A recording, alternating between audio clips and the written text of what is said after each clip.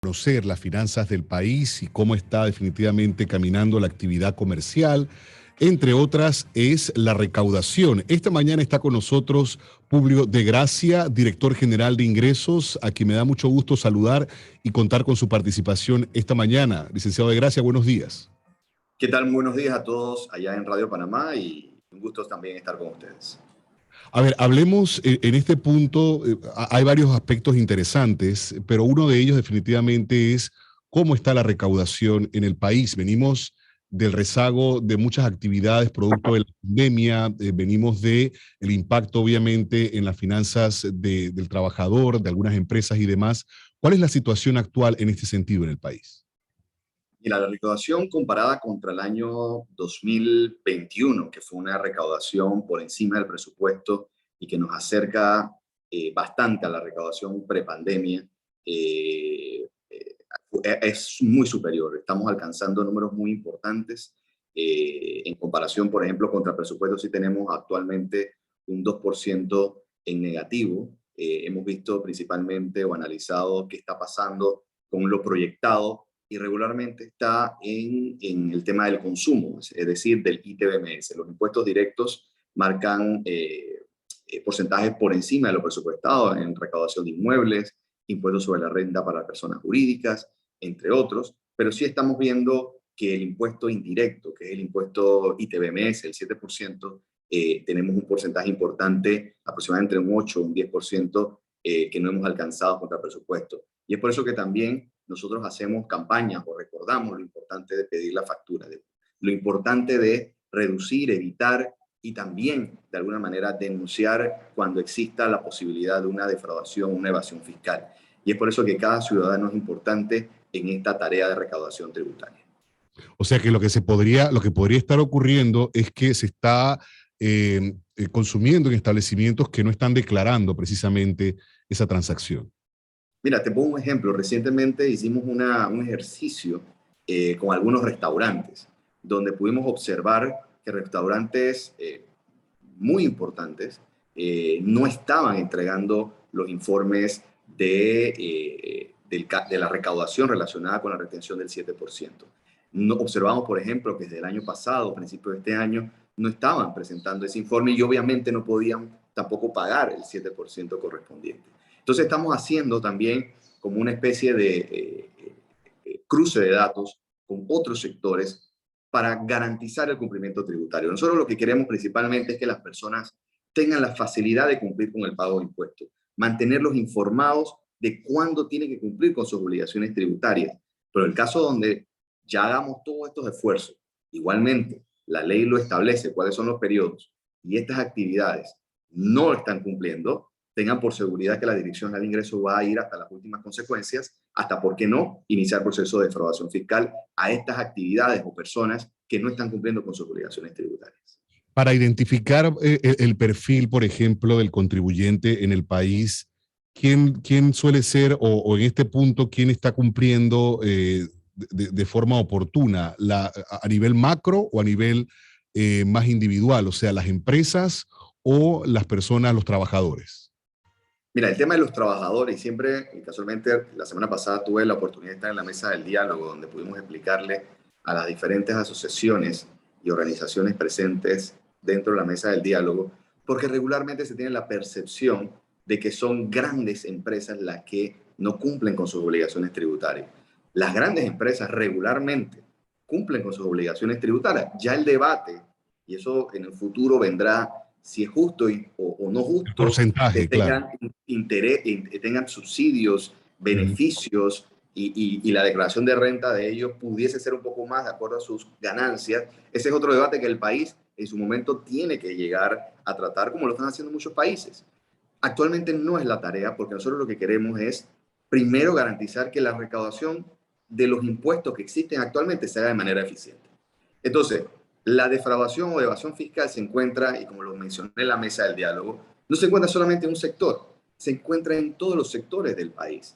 Existen buenos restaurantes, buenas ferreterías, buenas grandes empresas, pero existen algunas que también no vemos que hay algunos red flags o banderas rojas que la administración tributaria, ya con la capacidad que tiene de tener datos, no solamente el e-tax, sino a través ahora de la factura electrónica, estamos teniendo cruces de datos. Es decir, por ejemplo, tú que me estás entrevistando probablemente tienes, cumples con o tienes un salario en la empresa donde estás, la empresa te retiene el impuesto sobre la renta directamente en la fuente. Por ejemplo, tú estás cumpliendo con tu obligación porque la empresa lo está haciendo, pero hay empresas probablemente que no presentan esa declaración ante el Seguro Social, que es el retenedor del impuesto sobre la renta de personas naturales, y es por eso que, por ejemplo, estamos haciendo un tema de cruce de información con el Seguro Social a través de la planilla 03 a partir de finales de septiembre. Vamos a tener todo ese cruce de datos. Pero así como existen buenos, así como son ustedes dentro de la emisora y tú que estás cumpliendo en la fuente, pero también tú, por ejemplo, puedes tener actividades como maestro de ceremonia, consultor de comunicación, en fin.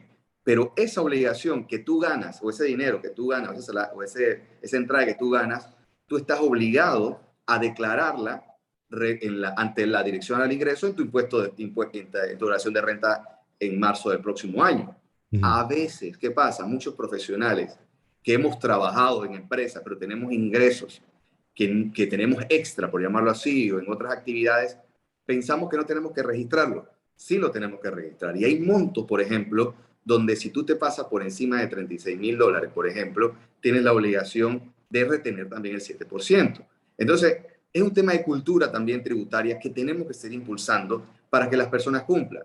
Yo tengo realmente, y mi experiencia ya en 3 años en la administración tributaria es que la mayoría de los contribuyentes o panameños y panameñas, y hasta extranjeros, desconocen el cumplimiento tributario y a veces terminan encerrados en que cuando van a la administración tributaria tienen omisos o tienen algunas situaciones pendientes que obviamente les genera algún tipo de estrés que probablemente pudieran haberlo tenido anteriormente si lo hubiesen sido consultados o educados a través de la cultura tributaria. En fin, en tu pregunta, en todos los sectores existe, y eso te digo, más de 127 casos que tenemos en el Departamento de Defraudación Fiscal de todo tipo, de grandes a pequeños. Y es por eso que no podemos señalar. Obviamente el más grande es un monto mucho más alto, Claro. obviamente por ganancias.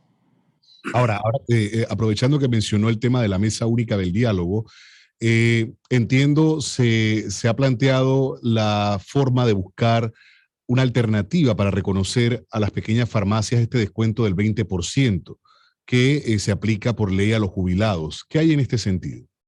Correcto. Más que hay que recordar la mesa del diálogo, hemos hablado del tema de evasión, defraudación, pero también hay un tema de una mesa de medicamentos liderizada por el vicepresidente Carrizo.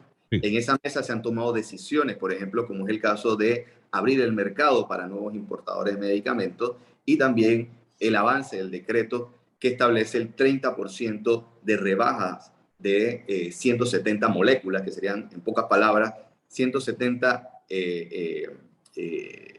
diferentes tipos de fórmulas, por llamarlo así, que se representan en diferentes marcas de medicamentos, que son los que más consumen los panameños, producto de las diferentes enfermedades o padecimientos que sufre nuestro país, nuestros ciudadanos, y en este caso los pacientes. Eso generó un debate en esa subcomisión que estaba viendo el tema junto con el ministro Alfaro, el ministro Sucre y otros actores también de Acodeco. Pudimos observar en el debate que las farmacias pequeñas principalmente nos manifestaban la preocupación que tenían, que además del 30% de descuento que ya viene, de rebaja, que ya viene en la cadena, porque no solamente la farmacia estaría dando esta rebaja, sino desde la farmacéutica, posteriormente el distribuidor, y ahora, Dios mediante, también los importadores y las farmacias iban a tener que reconocer esa rebaja. ¿Qué pasa? Cuando llegaba esa rebaja, también por ley, hay una ley que es ley de la República y que sigue vigente y se mantendrá vigente, es el beneficio del 20% de descuento a personas jubiladas, pensionadas, tercera edad, personas con discapacidad, que tienen también el derecho a exigir el 20% del descuento, además de la rebaja de los medicamentos. ¿Qué nos dicen principalmente las farmacias pequeñas? Mire, director, cuando nosotros observamos esto, nos impacta en el flujo de caja. Y según nuestras observaciones, efectivamente puede impactar el flujo de caja, y no solamente en estos momentos, sino por mucho tiempo ha impactado en el flujo de caja, porque la ley de 1987 que reconoce estos descuentos, debe el Estado reconocerlo, pero lo está reconociendo el comercio. Entonces, hemos hablado y sabemos estos temas que son de larga discusión por décadas, hemos buscado también, y la mesa de medicamentos ha recomendado al presidente Cortizo que la Dirección General de Ingresos se encargue de observar qué soluciones puede dar para que haya más facilidad al cumplimiento del 20% y en beneficio también de los comercios, en este caso las pequeñas farmacias. Sí, que vamos a establecer una subcomisión que vamos a tratar este tema y buscar alternativas, que abrimos el abanico de posibilidades. El presidente nos ha pedido, y el vicepresidente, que veamos todas las opciones, abiertos a todas las posibilidades, y que en la mesa discutamos y posteriormente llevemos esa recomendación nuevamente a la mesa y al presidente. Hablemos acerca ahora de la plataforma Yapi. Creo que es la única que se ha mencionado hasta el momento y hubo mucha reacción cuando se habló al respecto. ¿Cuál es, a ver, qué es lo que se tiene pensado o qué es lo que se busca de alguna manera observar, medir o no sé, sacarle algún tipo de fiscalización a la utilización de esta plataforma o de otras plataformas similares, porque esta es de la de un banco en particular? Exacto, esta es una marca particular. No, mira, primero aclarar, porque hubo como en el tweet mencioné y la gente piensa que, por ejemplo, que ahora voy para Radio Panamá y pido un desayuno y te paso un Yapi, y que esa Ahora tengo transacción, esa transacción iba a ser de alguna manera establecer un impuesto. Eso no es así, eso no es la intención. Pero ¿qué pasa? Hay muchas actividades y buena lid y está bien y eso no está mal porque hay que utilizar la tecnología y hay que seguir avanzando el uso de estos medios de pago. ¿Qué pasa? Cuando yo, por ejemplo, tú eres un comercio y me estás vendiendo, me estás ofreciendo un servicio, me estás vendiendo un bien, yo te pago, me dice, me puedes pagar en efectivo, tarjeta de crédito, débito o ya. Bueno, cuando yo pago, tengo tengo el derecho de exigir mi factura y la obligación del comercio de entregarme. ¿Qué hemos detectado? Que con el uso de estos métodos de pago, por ejemplo, se está obviando la entrega de la factura electrónica. Hay muchas soluciones en ese tema, entre esas el uso de la factura electrónica. Por ejemplo, si te hago un método de pago de esta manera, yo te envío tu factura electrónica y hay diferentes posibilidades.